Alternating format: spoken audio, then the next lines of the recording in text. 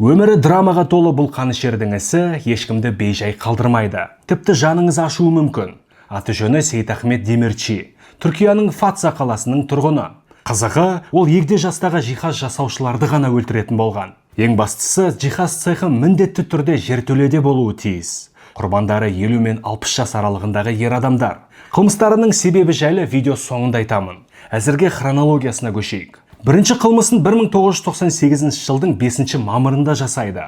Ол жергілікті жиһаз цехіне келіп, 10 шақты диван тапсырыс бергісі келгенін айтқан.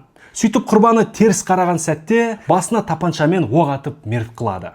Ал екінші қылмыс 1998 жылдың 4 маусымында болды. Бұл жолы қанішер кереует тапсырыс бергісі келгенін айтқан. Жиһазшы оған журналдағы үлгілерді көрсетіп жатқанда қақ маңдайынан атып түсіреді. Үшінші қылмыс 2 күннен кейін, яғни 6 маусымда орын алды. Енді қанішердің сылтауратқаны шкаф болатын. Жиһазшы дайын шкафтарды көрсетіп жатқанда, қанішер оны желкесінен атып өлтірген. Үшінші мәйіт табылғанда ғана тергеушілер құрбандардың ортақ нышандарын байқады. Құрбандардың бәрі жиһаз жасаушылар және цехтері жертөледе орналасқан. Нәтижесінде қаладағы барлық жертөледегі жиһаз цехтері бақылауға алынды. Осылайша шамамен 10 күннен кейін кезекті құрбанды өлтірмек болған қанішер құрықталды. Ол 28 жастағы Сейтахмет Демирчи болып шықты. Жауап алу барысында қылмыстарының сорақы себебі ашылған. 11 жасында ол Хабил есімді досымен жертөледегі жиһаз цехінде жұмыс істеген екен.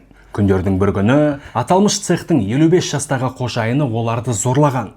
Намыстары тапталған достар азғынан кек алуды жоспарлап жүреді, бірақ дәттері бармайды. Осылайша 17 жылдай уақыт өтті. Әлгі бала кездерінде зорлық көрсеткен азғын кәріліктен қайтыс болғанымен, екі достың жан жарасы жазылмайды. Нәтижесінде 1998 жылдың сәуір айында 28 жастағы Хабил өзіне қол жұмсап көз жұмды. Жалғыз досынан айырылған Сейтахмет терең күйзеліске түскен. Сөйтіп бір айдан кейін өзі үшін және досы үшін барлық жиһазшылардан кек алуды шешкен. Сот шешімімен Сейтахмет Демирчи өмір бойына бас бостандығынан айырылды. Алайда абақтыда небәрі 6 жыл отырып, 2004 жылы рақымшылыққа ілінді. Қазіргі таңда ол 55 жаста. Деректерге сүйенсек, бостандыққа шыққан соң аты жөнін ауыстырып, жанұясымен бірге Стамбул қаласына көшіп кетіпті.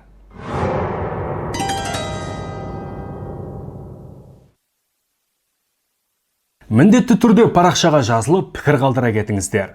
Егер қылмыстық істер жайлы хронометражы ұзақ деректі фильмдерді қарағыңыз келсе, менің Абайбол атты YouTube арнам бар. Әр оқиға түпті қиянына дейін зерделеніп баяндалады. Кіріңіздер, қараңыздар және жазылыңыздар. Абай болайық.